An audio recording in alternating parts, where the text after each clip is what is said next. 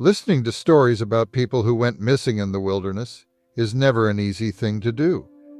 The stories are tragic and sad, and often they are so random that there is no way to figure out what is going on. Even if the listener has never met the family or knows nothing about the case, they may still be able to guess what will happen. There are times, though, when it's even more surprising than usual because it's someone who is good at hiking, camping, hunting, etc., who go missing and are later found dead and far from where they were going, or who disappear without a trace forever.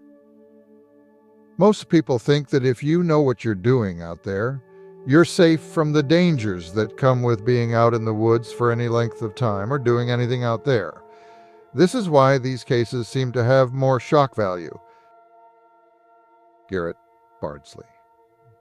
In August of 2004, a 12-year-old boy from Elk Ridge, Utah, named Garrett Bardsley, went missing while on a camping trip with about 18 other Boy Scouts and 6 or 7 adult chaperones. He seemed to have disappeared into thin air. The group was spending time in the rough Uinta Mountains.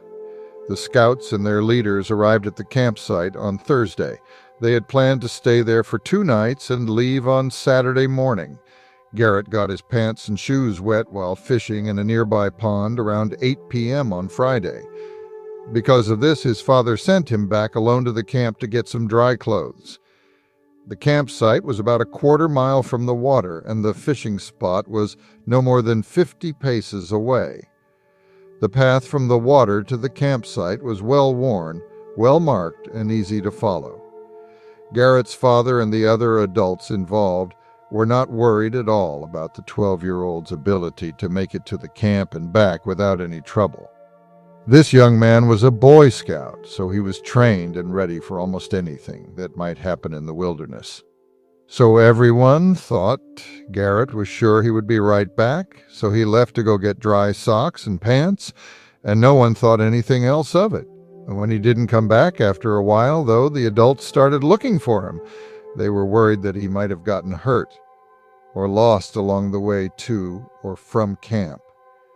Kevin, his father, walked the short trail back to the campsite to find out why his son was taking so long to get back and to make sure everything was okay.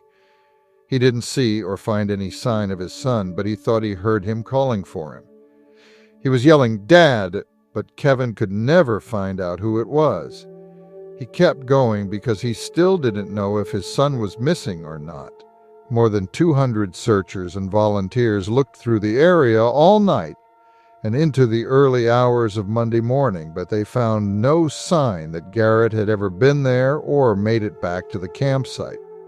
On the Wednesday after he went missing, though, about 5 days later, they did find a small piece of evidence. A single Nike sock was found in a boulder field about half a mile from where his father had last seen him fishing with the group. The sock looks like it was taken off a wet foot and crumpled up, which fits very well with what we know about Garrett, said Summit County Sheriff Dave Edmonds. Given where the sock was found, Sheriff Edmonds said it backed up what most people thought, which was that Garrett must have found a warm place to sleep to avoid the cold night after getting lost or turned around on the trail. They thought he might have gone into a boulder field or some other semi-protected area to stay out of the weather, especially since he was still wearing wet pants and socks. Sheriff Edmonds said that the boy was thought to be dead when the sock was found, but that they would keep looking, mostly in and around that boulder field, for more clues or hopefully his body.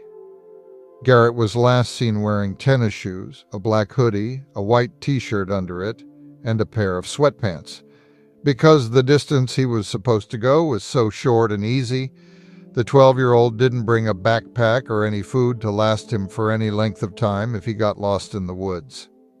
Within a week, the number of professional search and rescue workers involved in the search was cut down to 50.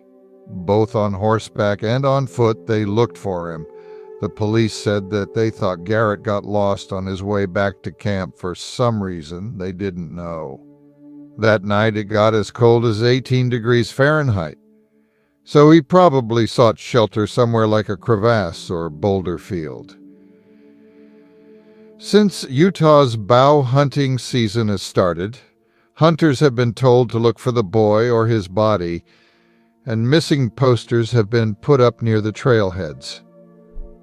The posters were also given to local businesses in the area in the hopes that someone will eventually find something that will help find this young boy who went missing so quickly while running a simple and seemingly harmless errand with his father and friends on a Boy Scout camping trip. Even though the official search was pretty much over after the first week, Sheriff Edmonds said, "We're never going to stop looking." Even after the official searches stopped, Garrett's family didn't give up hope. In November 2004, his parents and brother and sister went on the Oprah show to talk about Garrett and how he went missing in a strange and sudden way.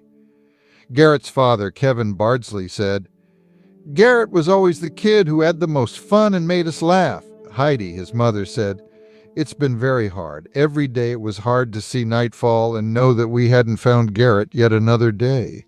We'd have grown men come back to camp in tears and say, 'I'm sorry we didn't find him today.' Garrett Bardsley hasn't been seen or heard from since 2004, and there isn't a single piece of new information about where he is." His father doesn't rule out the idea that his son was killed by a mountain lion or another dangerous animal, but some people think he crawled into a cave or something similar to get away from the cold weather overnight in that area. Even though it was summer, the temperature dropped a lot when the sun went down. Even though there are many different ideas about what could have happened to this young boy, everyone agrees on one thing. No one thinks he is still alive, or even that he was alive very soon after he went missing. Most people think that whatever happened to him happened by the end of the next day after he disappeared. Garrett's parents also told Oprah that there has never been any proof that their son was taken. He thinks that it would have been almost impossible for a kidnapping to happen.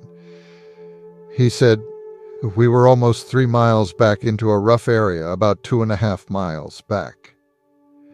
Kevin also said, "I don't blame myself so much as wish I had called out. I've also come to the conclusion that I can't do that. It won't help me find my son. If I did that all the time, I wouldn't be able to do anything to find Garrett." Searchers didn't go out in the winter because of bad weather, but the family and authorities are still hopeful because there are hunters in the area. This is true even if bad weather stops searchers from going out. Garrett's disappearance led to several educational talks in elementary schools in Summit County, where this all happened, about the dangers of the wilderness, how quickly what happened to Garrett could happen to anyone, and what to do in case of an emergency in the woods. Garrett's family had a tradition of traveling over the Christmas holiday to do humanitarian work, and his parents said that they would still keep that tradition in Garrett's name. Kevin said he was excited about going to Ecuador to work. "At that time, we never thought we'd be building a school." He's talking about how the boy's family planned to build a school in his honor while they were in Ecuador at that time. Heidi said that building the school and Garrett's work, which he was so excited about, have helped the family move on and heal. She said that when things are hard, the memories of her son help her get through them. "I've learned that I can't choose the things that happen to me in life, but I can decide how to deal with them. We could have let this hurt our family and marriage, but we chose to turn it into something good." As her voice broke and tears ran down her cheeks, she said, "I know he knew I loved him. He gave me a big hug the last time I saw him. That keeps me going through all of this. I can still feel him squeeze me." Garrett's family still hopes he will be found one way or another, so they can at least know where he is. To date, no new clues or evidence have been found about where he is. 2. Guy Howard Heckle. Guy Heckle was a member of Linn County Boy Scout Troop 101 in early February 1973. He and his fellow scouts were camping at Kiwanis Cabins, which are on the Cedar River between Palo and Toddville, for the night. When 11-year-old Guy was last seen, the troop was playing Capture the Flag. Around 8 p.m. on Saturday, March 3rd, the boys were running around playing a game, and everything seemed pretty normal. Later that night, when bed checks were done, it was found that Guy wasn't there. After his fellow troop members and the adult leader looked for him for about 90 minutes and didn't find him, he was officially reported missing to the Linn County Sheriff's Office that night. Even though it was icy and stormy that night, reserve deputies and those who were already on duty, along with the Marion Police and Civil Defense volunteers, looked through all the backwaters and trails. Guy was last seen wearing a light blue nylon quilted parka, multicolored striped maroon jeans with white stripes, and chukka boots. The next day on Sunday, February 4th, a searcher found Guy's blue parka. His mother, Nancy, later figured out that it was his. At the bottom, it was still closed. On that day, 500 people looked for the young man on foot, and there were also all-terrain vehicles, horses, a helicopter, and an airplane out looking for any sign of him or where he might have gone. The search stopped on the 4th when it got dark, and started again when it got light the next day. On Monday, May 5th, a bloodhound and a special search and rescue team from California joined the 250 people already looking for the boy. At first, the weather on the trip was said to be mild, but as soon as it was realized that Guy was missing, it started to snow. Investigators thought at first that the boy might have slipped, fallen into the river, and drowned. However, they also said they think something else happened, like foul play or some kind of human element. Guy Heckle's teachers thought he did well in school. At the time he went missing, he was in the 5th grade. He lived with his parents, Nancy and Howard, and his 2 older sisters. At the time, they were 12 and 13 years old. Guy's still zipped blue parka is the only piece of evidence that has ever been found. Guy's cousin, Mike Mason, said that the family thought the boy was taken more than they thought he drowned because his body was never found. It is said that at this time, in the early 1970s, news stories were always saying that scout leaders had less than honorable plans for young boys who were left alone with them. Wikipedia says that Capture the Flag is a traditional outdoor game in which 2 teams each have a flag or other marker. The goal is to capture the other team's flag, which is at their base, and bring it back to their own base without getting hurt. Players in the home territory of an enemy can tag them. Depending on the rules, these players are then taken out of the game, put on the other team, sent back to their own territory, frozen in place until a member of their own team frees them, or put in jail. At the end of the day, though, there is no proof of what the news reports said, at least not in this case. It was only mentioned because Guy's cousin said that this was how the family saw his disappearance. There's no proof that the troop leaders or anyone else on the camping trip that night had anything to do with Guy going missing, and everyone seems to have helped the search and investigation as much as they could and worked together as much as possible. The family thought that it was dangerous to play this game in the dark, while wearing dark colors, and in a place where you weren't allowed to move if a certain type of predator was nearby. There is no new information on this case, and Guy's family still wonders what could have happened to him all those years ago, when it was thought that he was just having fun with his friends and learning how to stay safe in the wilderness in case of danger or an emergency, like all Boy Scouts did. So there you have it, folks. What do you think about these people going missing? I can't wait to hear what you have to say, but please keep it polite and kind. Check out the playlist on our channel if you want to see more videos like this one. Thank you for coming today. Thank you for sharing our videos and for helping the channel. It's so important to us. Till we meet again.